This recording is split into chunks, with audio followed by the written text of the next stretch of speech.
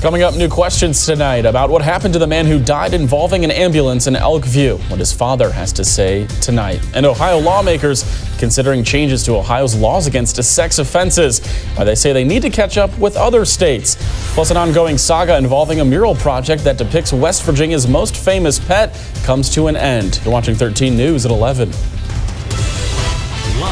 local, now. This is 13 News at 11.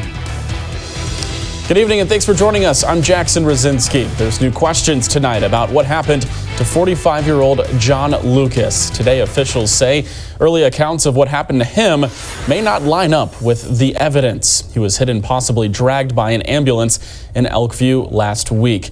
And tonight at the Kanawha County Prosecutor's Office, several people showed up demanding justice for John, including his own father. He said he does not believe the accounts of the ambulance crew about what happened to his son because of a previous injury. He was 16 years old. He hit a school bus head on, him and his girlfriend in the car. And he suffered traumatic brain injury, frontal lobe injury. And from the time he hit the school bus until the time of the day he passed, he was a perpetual teenager, still 16 years old, in a 45-year-old man's body. John did get into some things that he shouldn't have gotten into. But like I said earlier, John was a mischievous 16-year-old boy in a 45-year-old man's body. Earlier today, the Kanawha County Sheriff's Office and prosecuting attorney talked about John's death. They addressed the growing questions about the events that led to his death. Deputies initially said 2 female EMS workers saw Lucas acting suspiciously and believed he may have been armed. They said the workers left the area fearing their lives, and as they drove along Railroad Avenue near Tudor's, the ambulance crew says Lucas ran from beside the building and then leaped onto the hood. Investigators say he may have been trapped under the vehicle. He was found on U.S. Route 119 with his arm severed. He later died at a hospital. The investigation is developing. It has become clear that the initial accounts of the incident do differ from the evidence reviewed thus far. Right now, investigators say they have more than 250 pieces of evidence. They warned the public against making threats or harassing those involved, saying it could hinder that case. And a nonprofit founded in the 1970s to combat white supremacy, hate groups, and systemic racism was indicted on federal charges today. Acting Attorney General Todd Blanche and a federal grand jury alleged the Southern Poverty Law Center improperly raised millions of dollars to secretly pay leaders of known hate groups for inside information. That includes the National Alliance that has previously been headquartered in Pocahontas County, West Virginia. The Justice Department alleges the civil rights group defrauded their donors by raising and paying more than $3 million to fund those extremist groups they claimed to be fighting. The SPLC says it will vigorously defend itself. All right, let's talk here a little bit about the weather now. We do have some clouds in the northern counties, southern counties. Hopefully there's a little bit more of some clearing because we have some meteor showers tonight, and they do peak tonight. Now look, again, this is where we put the no guarantee on here, but this is a meteor shower. We do get up to 18 per hour. And, you know, for somebody like you or me, maybe that's okay. If you're 8, 10, 12 years old, that's not a lot, okay? Just to let you know, having been there. They peak again tonight. The moon's going to go down here after about 12:30. Should be pretty good viewing if you get the clear sky. And that's a little bit iffy. So, again, we don't really see any rain, but I think high and thin clouds are more than likely coming in. You're getting right there off the tops of those storms. And it does look like maybe a few south of Pikeville, the clouds right now. Nonetheless, the rain showers are on the way in. They'll be here in the morning. By the way, tonight's just the peak, like the meteor showers go on. So, hey, we get another clear night through the end of the month. We're fair game to maybe see 1 or 2 here or there. So again, we're in the 60s right now, and we're falling back down to the mid-50s. So it's a beautifully warm night. It's amazing to think you can go from the heater was running all night last night to these kind of very nice and mild conditions. We'll come back and talk more about rain chances tomorrow, rain chances down the road, a new look at predictor, and more straight ahead. All right, Spencer, thank you. Next tonight, law enforcement still has not been able to identify the human remains found today along a riverbank. It happened along 1428 in Floyd County, Kentucky, along the river in Prestonsburg. Limited details are available at this time, but the deputy coroner says the body was sent to Frankfurt for autopsy and identification. And a registered sex offender is facing new charges tonight in Meigs County. William Fink from the Shade community is facing felony charges for pandering obscenities involving a minor. He was arrested Monday following an investigation into suspected criminal activity. Sheriff Scott Finch says he was previously convicted of unlawful sexual conduct with a minor back in June of 2014. Due to the sensitive nature of the case, no other information is being released at this time. In Ohio, lawmakers are considering changes to Ohio's laws against child sex offenses. Reporter Jesse Bethea joins us now with why prosecutors, advocates, and lawmakers say Ohio needs to catch up with other states. Chris Graham, a child sexual abuse survivor, testified in favor of Senate Bill 393, which would establish that sexual material depicting children generated by artificial intelligence is a felony offense in Ohio. These are not photographs of actual abuse events. These are fabrications. But for the child whose likeness is stolen, the trauma is real, the shame is real, and the fear of exposure is very real. Others cited data from the National Center for Missing and Exploited Children, recording more than 4,000 reports of AI-generated child sex abuse material in 2023. By 2024, that number had risen to 67,000. Senator Jane Timken, one of the primary sponsors of the bill, says there should be no ambiguity about whether such material is criminal. There's a real level of frustration. You know, you have parents of children who are very concerned about this possibility. You have frustration on the part of prosecutors who feel they can't appropriately charge these people. The bill also seeks to address the increasing problem of teenagers using AI and deepfake technology to produce nude, obscene, or sexual images of friends and classmates. Under this bill, prosecutors would have the option to charge teenage offenders with a misdemeanor if they feel the situation does not warrant a felony. Senator Paula Hicks Hudson, top Democrat on the Judiciary Committee, says that's one provision she will keep a careful eye on. This is a bill that is worth working through and making sure that we do the right things with it, because we do need to have that protection. But because it is a juvenile, we have that extra layer of dealing with that offender and helping that offender understand the nature and not do it again. The bill would also increase the penalties for offenders based on the age of their victims and the amount of abusive material in their possession. At the State House, I'm Jesse Bethea, 13 News. One community in our region will be coming together this Friday to discuss a proposed data center. We told you last month local residents in Buffalo were concerned about proposed plans that Google would be building a data center there after the company acquired land. The announcement said the project was still in its early stages and Google is committed to handling all electric costs of that center. That meeting will be at the Buffalo Town Hall at 6:30, and we'll be sure to bring you coverage as well.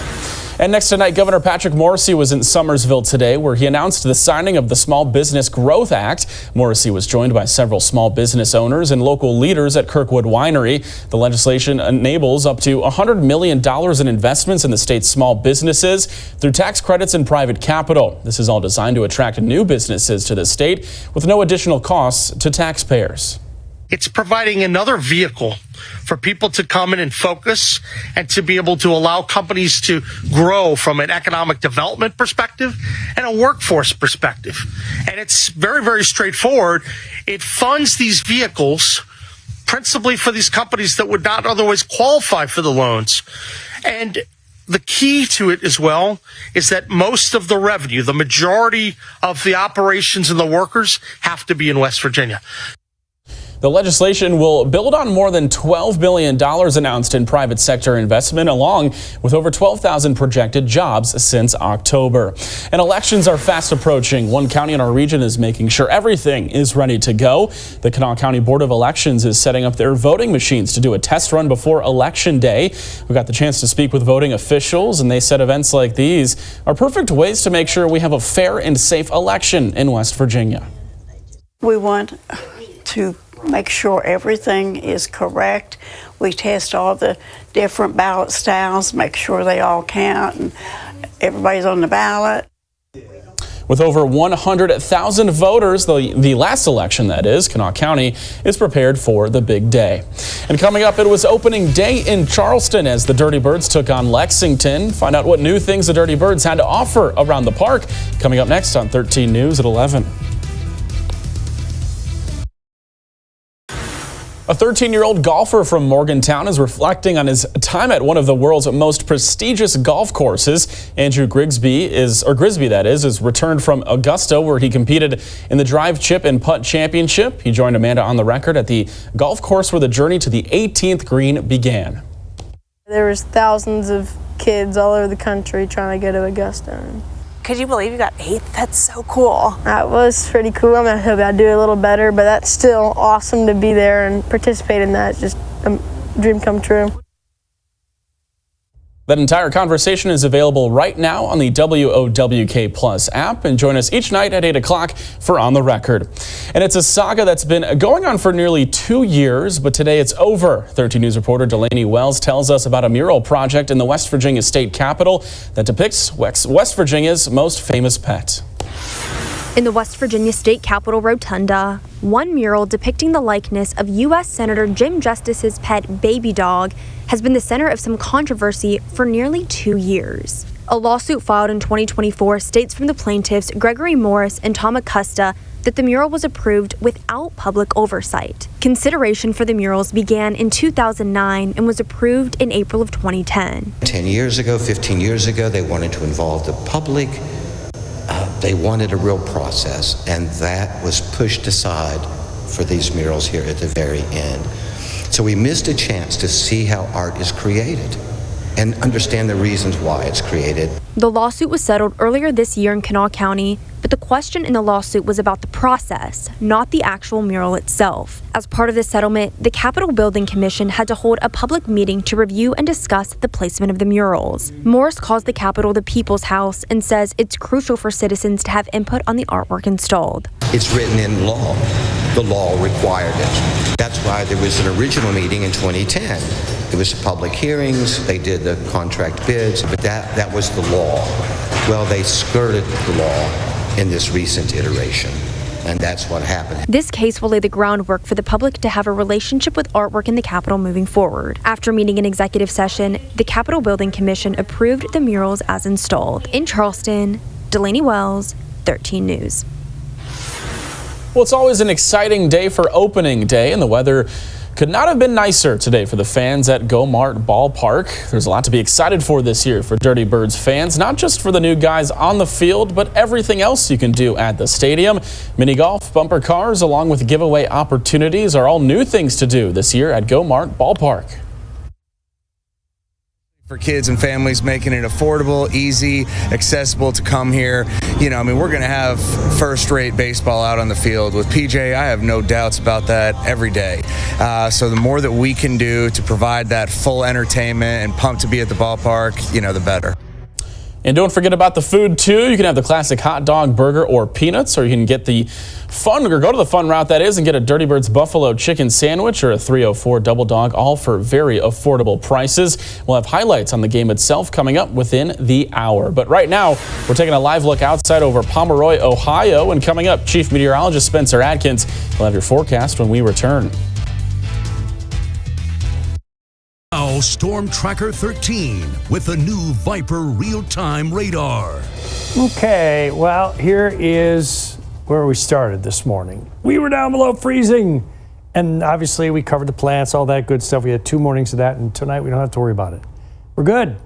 And in fact, tonight it's warm. Now, there's a meteor shower. Real quickly, spin through this. Lyrid meteor showers do peak tonight. Does it mean we won't see any after tonight? No. Could we see some until the end of the month? Yeah, because it's active from the 15th through the 30th. Tonight just happens to be kind of the middle of that. 18 meteors an hour. It's okay. It's not a lot, and there's no guarantee, right? The wild thing is, here we were. What was that? 2-3 weeks ago when we kept seeing the big ones. About a month ago, actually, maybe it was, and we saw them over Ohio multiple times. Sometimes they're just out there, but this one is kind of like a known thing that happens the same time of year. So the moon goes down at 12:34, and we'll have 1 a.m. to 5 a.m. as a peak. We're not saying that it won't be bad. There's never a guarantee that you're going to see that wow moment, but it can't hurt to look. If you're up, why not? 68 right now in Huntington, 63 in Charleston. Viper's quiet, all right? We do have a few little showers, and I mean just some little stuff. Trying to drop down across Ohio.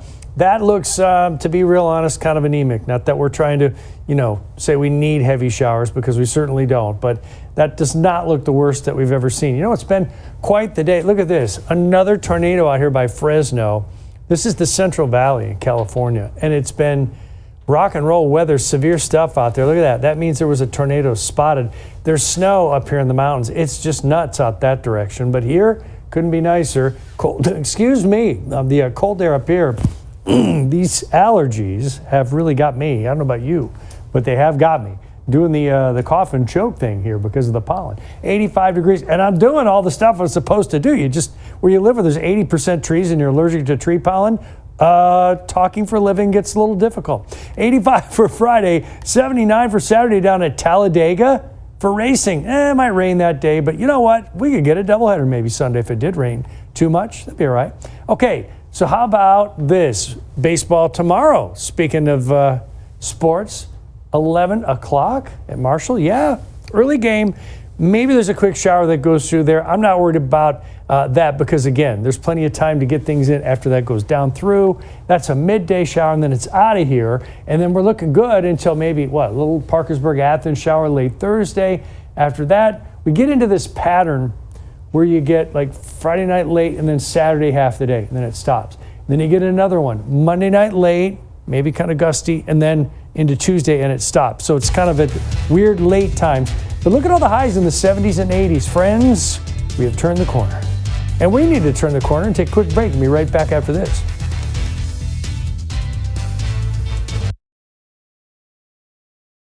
It's time now for the Sports Zone.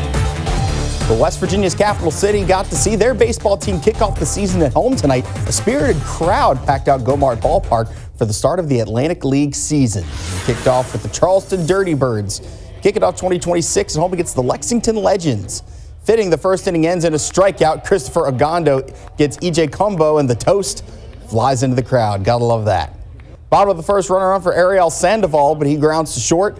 Lexington pulls the 6-4-3 double play. That ends the inning. Dirty Birds threatening in the second. Nunez is going to blast this one to left.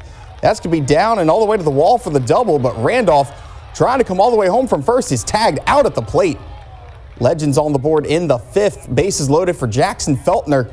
Blasts one to center. That gets down and bounces over for the ground rule double. Two runners will score in Dixon and Cumbo. Lexington leads it 2-0. And then with two outs, Mikey Kane grounds to third. Tough play for Jalen Smith. Fires to first, but it's going to be dropped. So Dylan Rock scores to make it 3-0. Dirty Birds trying to threaten here. 2-1 for Dunston. Pelts one to center. Is it far enough? Zane Washington leaps and makes the grab for the out. The Legends would take down the Dirty Birds in game 1 of the season, 6-4, the win. To the softball diamond, another win for the Marshall Thundering Herd, their 35th of the season. They go on the road for a quick trip against Eastern Kentucky, coming away with a 6-1 victory. The Herd are 35-12 this season, still 10 wins away from that program record. They're back on the road this weekend against Louisiana. And the Thundering Herd baseball team will be back in action after their weekend series loss on the road against South Alabama. Marshall returns to Jack Cook Field to take on the Morehead State Eagles on Education Day. It means an early first pitch. Spencer's alluding to it, 11 a.m. for a bigger audience of students and their teachers. Herd currently sit with a record of 18-20. They've won 4 of their last 7 games with 17 regular season games to play. They'll stay home after Education Day for a home series against Troy this weekend. How about some high school baseball scores? A couple of big ones in the MSAC. George Washington taking on Huntington 10-0. Hurricane wins it at home over Cabell Midland 9-6. St. Albans goes down and takes out Riverside 17-1. Spring Valley 10-run win over South Charleston 13-3. How about Logan coming up and taking down Herbert Hoover 10-6. Winfield gets the shutout over Point Pleasant. And Charleston Catholic another shutout 10-0 over Wyoming East. Buffalo taking out the Polka Dots 14-4. Well, we're 2 days away now from the NFL draft in Pittsburgh. The Steelers looking to add more playmakers to their roster. Black and Gold Nation's Riley Holsinger reports from Pittsburgh. Despite having DK Metcalf on the roster and adding Michael Pittman earlier in the offseason, the Pittsburgh Steelers don't seem to be done adding to the wide receiver position just yet. Most mock drafts have the Steelers taking a wide receiver in the first round, and why not? This is considered one of the deepest wide receiver drafts in recent memory, with 5 or 6 that can go in the first round. The Steelers have done their homework too on plenty of the top guys like Jordan Tyson and Mekhi Lemon. The receiver that the Steelers want is one that can play on the inside as well as the outside. Because our offensive system is built around making a quarterback successful. And when you have to run concepts in the pass game dictated on this receiver can do this and this receiver can do that, then you don't have the ability to move around them as much. So when you can move players around, now you challenge the defense and you can create more matchups and you keep things simpler for the quarterback. Tyson is the guy that Mike McCarthy was describing to a T right there, but the Pittsburgh Steelers would likely have to move up in the first round to be able to draft him. Another guy that fits the billing and should be available with the 21st pick is Texas A&M wideout Casey Concepcion. Reporting in Pittsburgh for Black and Gold Nation, I'm Riley Hulsinger. The Gold and Blue Nation Mountaineer Minute is brought to you by your local 5-star Chevy dealers. Not a great night for the Mountaineer baseball team hosting Pitt in the Backyard Brawl. Gold and Blue Nation Cindy Carriel has more from Kendrick Family Ballpark. In the only meeting with Pitt this season, WVU baseball will want to forget this one. The Mountaineers fell to Pitt 23-1, which is the largest loss to the Panthers ever. And this is the first time WVU has given up 5 home runs in a game since 2023. In front of a sold-out Kendrick Family Ballpark, the Mountaineers' bats fell short while Pitt came out ready to swing. Bryson Thacker got his first start on the mound for WVU. A solo shot in the top of the first got things going for Pitt, but the trouble came in the next 2 frames. Top of the second, Pitt knocked 2 more homers. First, another solo homer, and the second, a 3-run bomb. It's 7-0 now.